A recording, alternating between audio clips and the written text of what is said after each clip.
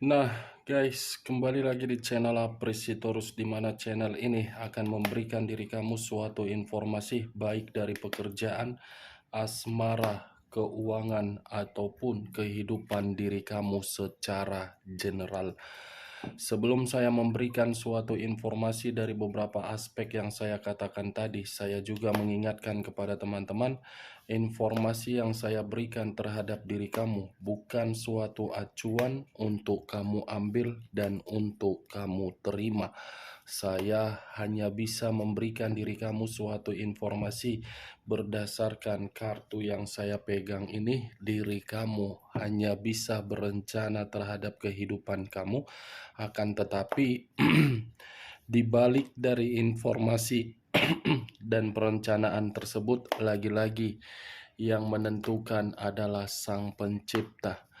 Sebelum saya mengambil satu persatu kartu yang saya pegang ini secara acak, saya juga mengingatkan kepada teman-teman apabila ketemu dengan channel saya agar menekan tombol subscribe-nya dan menyalakan loncengnya supaya next video saya lebih semangat untuk memberikan suatu informasi baik terhadap kondisi energi kamu, manusia yang selama ini kamu prioritaskan, serta pihak ketiganya. Oke Wak Geng, sama seperti biasanya, saya tidak memiliki judul atau topik yang akan saya angkat atau yang akan saya bahas, tetapi saya akan berusaha untuk memberikan informasi dari setiap kartu yang akan saya ambil nanti. Apakah cerita dan informasi di balik dari kartu tersebut akan memberikan suatu gambaran terhadap energi kamu atau kebalikannya? Kita langsung saja.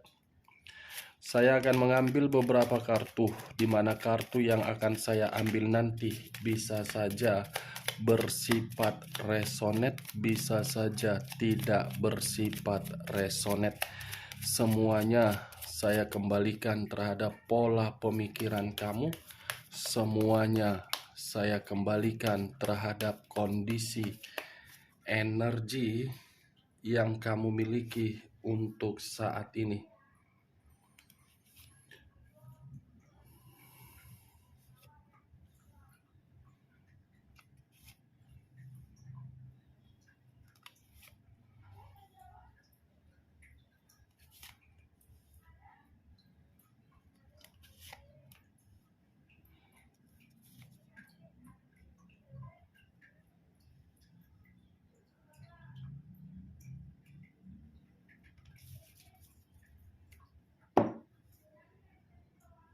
Guys, di depan saya ini sudah ada beberapa kartu yang sudah saya ambil secara acak satu persatu dari tumpukan kartu yang saya pegang tadi.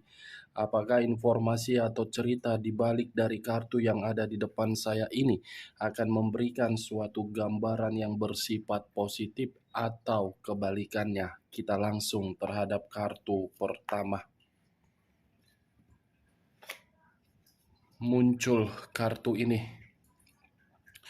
Sekali lagi saya mengatakan muncul kartu yang saya pegang ini. Di mana kemunculan kartu yang saya pegang ini seperti memberikan suatu isyarat atau berbicara terhadap kondisi satu energi yang dimana kondisi energi tersebut untuk saat ini saya melihat dan saya merasakan sepertinya ada satu bentuk pergerakan, tetapi bentuk pergerakan ini lebih mendominasi terhadap situasi batin. Situasi batin yang terlalu lama untuk mendapatkan berbagai pemerasan.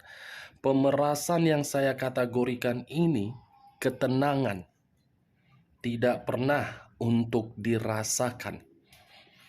Kalau saya mengarahkan kartu yang saya pegang ini terhadap posisi energi yang dimiliki oleh orang lain atau pihak lain, serta mengesampingkan satu energi yang saya katakan tadi, kartu yang saya pegang ini sudah cukup jelas untuk membuktikan sifat atau karakter yang dimiliki oleh pihak lain terlalu banyak tuntutan. Bukan hanya tuntutan, tetapi seperti tidak peka terhadap orang yang memberikan situasi kesetiaan. Sudah dirawat, sudah diperbaiki, sudah memberi, tetapi tindakan tersebut seperti tidak memiliki arti dan makna. Apa yang barusan saya katakan bisa saja mengarah terhadap posisi energi kamu, dan apa yang barusan saya katakan tadi bisa saja mengarah terhadap manusia tersebut. Akan tetapi, sebelum saya memberikan suatu informasi terhadap kemunculan kartu yang saya pegang ini, terlebih dahulu saya ingin mengarah terhadap diri kamu. Sebelum saya mengarah terhadap manusia tersebut, sebelum saya mengarah terhadap manusia itu, terlebih dahulu saya akan mengarah terhadap diri kamu. Di mana ketika diri saya mengarah terhadap posisi energi kamu, baik secara pemikiran, perasaan, ataupun kondisi batin kamu, apabila ketiga aspek yang saya katakan tadi, saya kaitkan di dalam kartu ini, Wak Geng, saya hanya cukup menyarankan terhadap diri kamu, next time untuk kedepannya, coba jadikan diri kamu itu sesuai dengan karakter kamu sendiri. Jadikan diri kamu itu menurut keinginan kamu sendiri. Jadikan diri kamu itu sesuatu hal yang bertindak atas pergerakan intuisi kamu. Karena ketika saya mengatakan hal tersebut, menjadikan diri sendiri atas kemauan diri sendiri, saya rasa kamu tidak akan pernah lagi untuk mendapatkan yang namanya frustasi. Kartu pertama yang saya pegang ini adalah kartu The Empress. Raja di atas raja, ratu di atas ratu, yang dimana posisi raja atau ratu tersebut terlalu banyak dimanfaatkan. Saya mengakui posisi kamu itu tipikal orang yang tidak tegaan terhadap orang lain.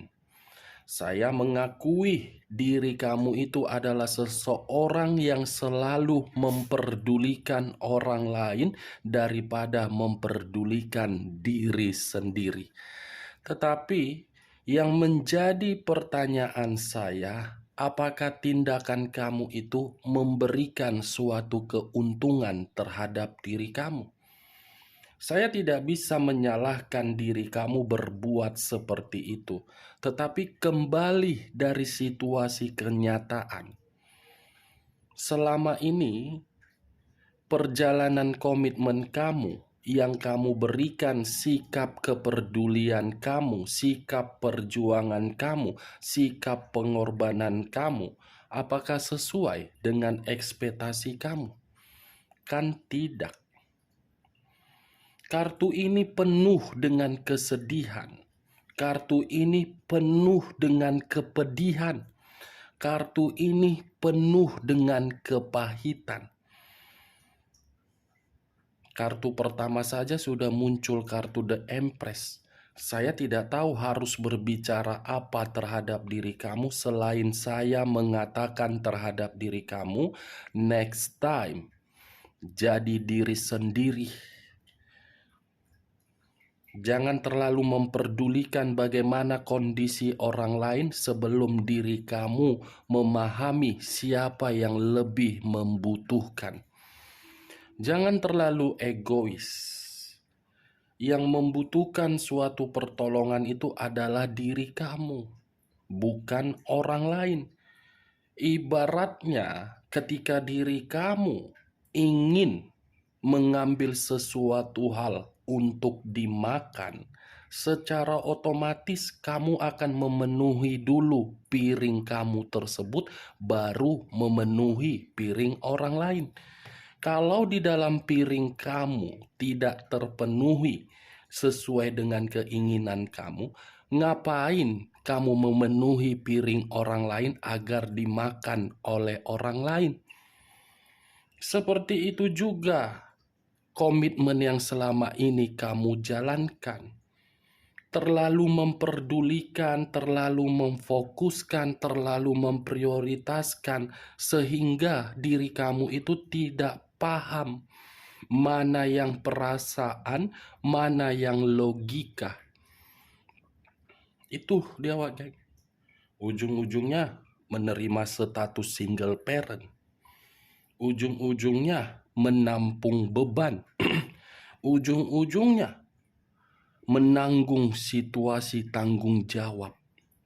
Yang dimana tanggung jawab ini saya kategorikan sebagai mental. Ini dia, geng. Benar atau tidak perkataan saya tadi, semua saya lemparkan terhadap pola pemikiran kamu.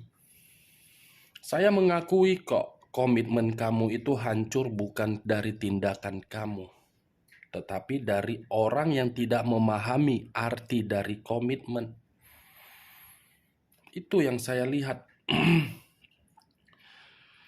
Wow. Kartu pertama, The Empress. Tetapi untuk saat ini, geng, saya tidak ingin membahas bagaimana pergerakan energi kamu karena saya yakin diri kamu itu mampu untuk mengendalikan kehidupan kamu. Saya akan mengarahkan kartu ini terhadap posisi energi manusia yang selama ini kamu prioritaskan tetapi pergi meninggalkan diri kamu.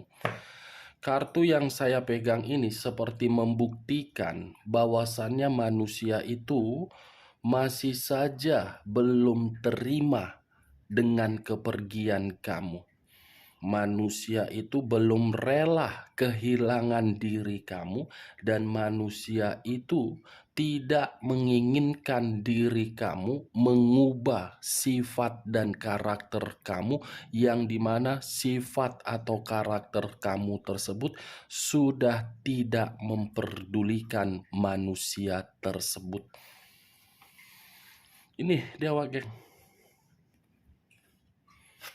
Muncul Seven of Swords, terdiri dari 7 pedang.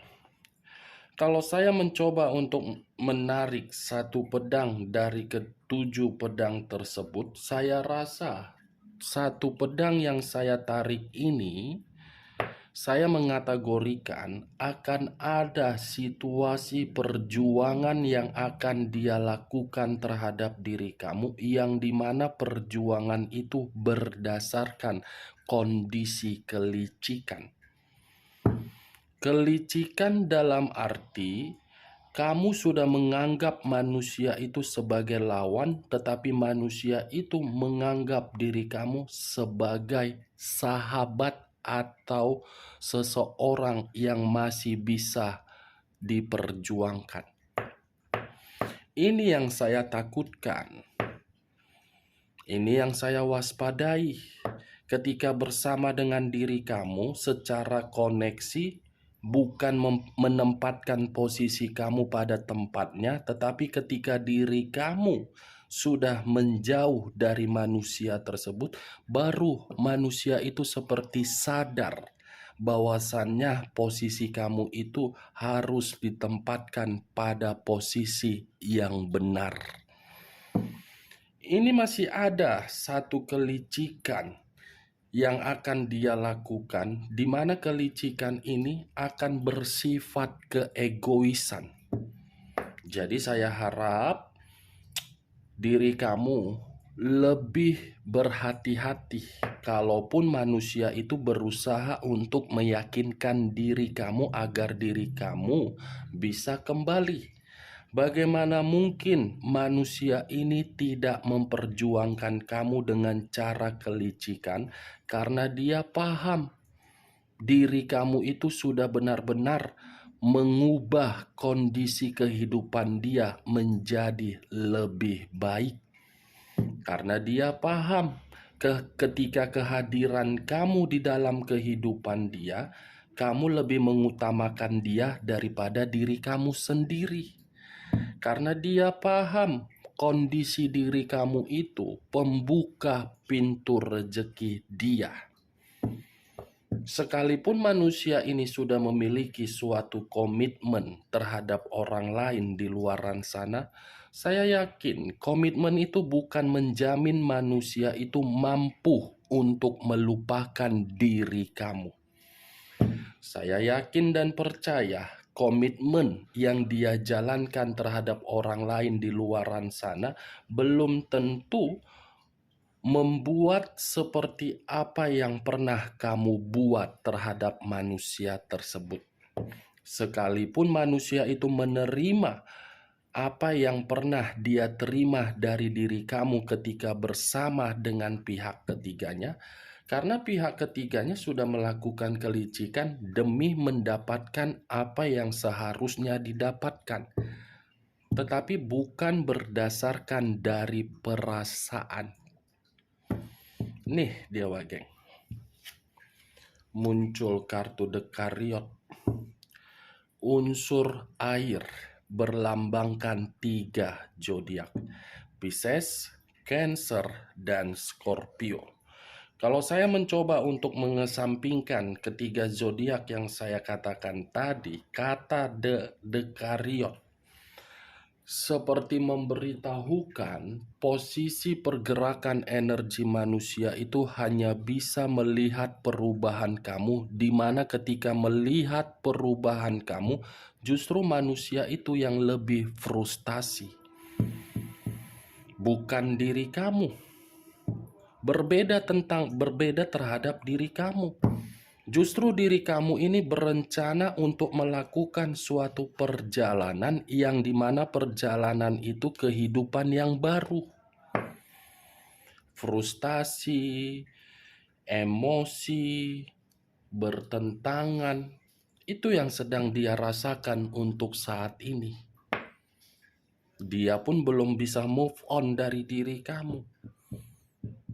Belum bisa manusia ini move on dari diri kamu, tetapi manusia ini mencoba untuk menutupi kondisi tersebut agar bisa diri kamu itu tidak kembali terhadap dia.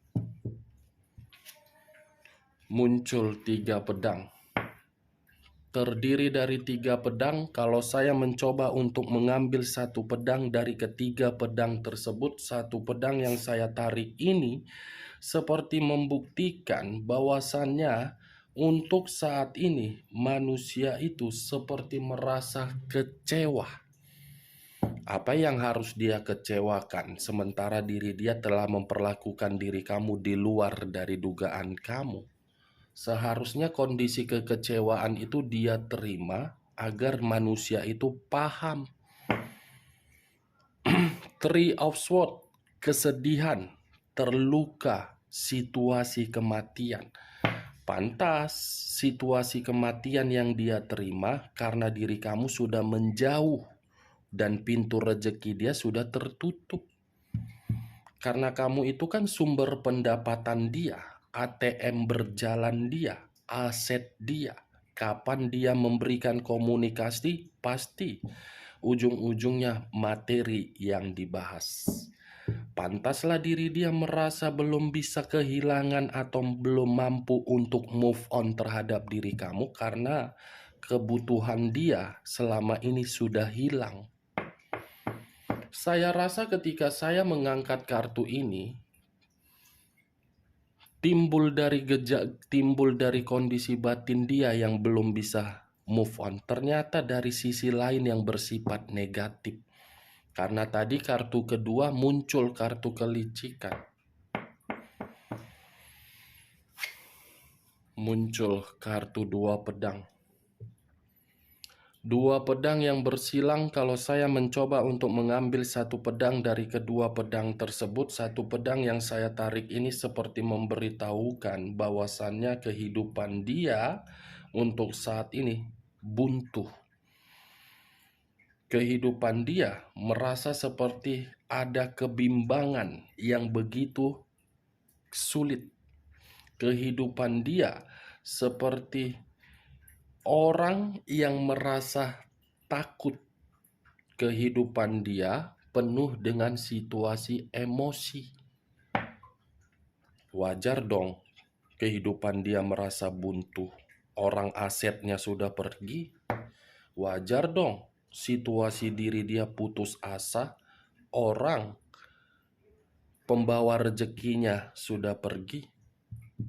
Ya secara otomatis manusia itu akan mencoba untuk mencari cara agar asetnya bisa kembali, agar manusia itu bisa menikmati kehidupan kembali.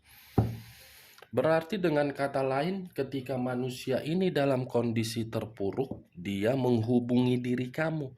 Ketika manusia ini tidak dalam kondisi terpuruk, dia happy-happy. Sebenarnya diri kamu dianggap pasangan atau sebagai aset. Wak geng, saya hanya sekedar ingin bertanya, bukan menyudutkan, bukan menyalahkan, bukan memberikan suatu sugesti. Selama ini ketika diri kamu melakukan perjalanan komitmen, di mana posisi diri kamu? Hanya sebagai ATM berjalan dia, atau hanya sekedar aset untuk dia grogoti? Mantap berarti komitmen kamu. Saya tidak menyalahkan dan tidak membenarkan, tetapi kartu yang saya pegang ini, kenapa saya mengatakan sebagai aset atau ATM berjalan? Kartu pertama sudah keluar, kartu The Empress. Sisi keberuntungan. Itu dia wagen. Walaupun tidak ada kartu materi yang keluar, tetapi kartu The Empress ini yang saya katakan sebagai aset berjalan. Sebenarnya tanpa diri kamu, manusia ini tidak memiliki tujuan. Tetapi karena manusia ini sudah merasakan kenikmatan, seakan-akan kenikmatan itu membuat diri dia seperti paling wow. Padahal di sisi lain, manusia ini tidak menyadari dari mana apa yang dia nikmati. Manusia yang tidak memiliki rasa malu. Ini Dewa Geng. Muncul kartu The Dead. Kata The Dead, unsur air kembali dan berlambangkan 3 zodiak kembali.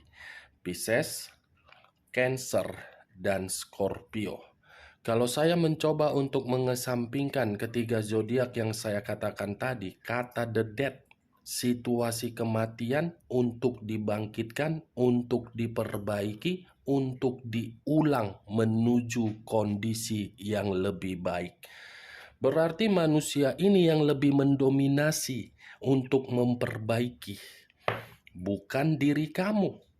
Kondisi memperbaiki karena mungkin ada tujuan. Kalau tidak ada tujuan, mungkin tidak bisa untuk diperbaiki.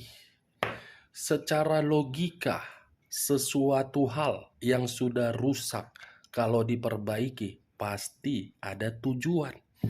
Nah, seperti itulah niat manusia itu. Saya tidak bisa memastikan apa tujuannya, apakah bersifat positif atau bersifat negatif. Tetapi saya hanya bisa mengatakan manusia itu masih akan memperjuangkan diri kamu dengan cara licik. Itu saja yang bisa saya kategorikan, Wak Geng. Muncul kartu Ten of Cups terdiri dari 10 cawan. Kalau saya mencoba untuk mengambil satu cawan dari ke-10 cawan tersebut, satu cawan yang saya ambil ini seperti memberitahukan bahwasannya manusia itu ingin kembali terhadap diri kamu agar bisa mendapatkan kesuksesan kembali, agar bisa menikmati kesenangan, agar bisa mendapatkan suatu penyatuan secara materi. Ternyata niatnya sudah buruk. Ingat, saya tidak memberikan suatu sugesti, tetapi perkataan saya ini mungkin sudah terjadi terhadap diri kamu yang dimana manusia itu kembali tetapi menuntut suatu aset yang pernah dia berikan terhadap diri kamu. Ini Dewa geng, kartunya, ini situasi kematian, ini situasi kekecewaan, ini situasi kebuntuan. 3 kartu yang berbicara mengenai pedang. Pedang ini bukan berbicara terhadap unsur positif tetapi unsur negatif. Kalaupun berbicara mengenai unsur positif, itu lebih mendominasi terhadap diri kamu karena diri kamu sudah belajar dan menerima pengalaman dari kondisi kelicikan dia, kebuntuan yang dia buat di dalam kehidupan kamu, sehingga diri kamu sakit hati, di mana sakit hati kamu diawali dengan situasi kebusukan, kebohongan, dan kamu sudah dirugikan. Kita lihat kartu terakhir. Muncul kartu pedang kembali.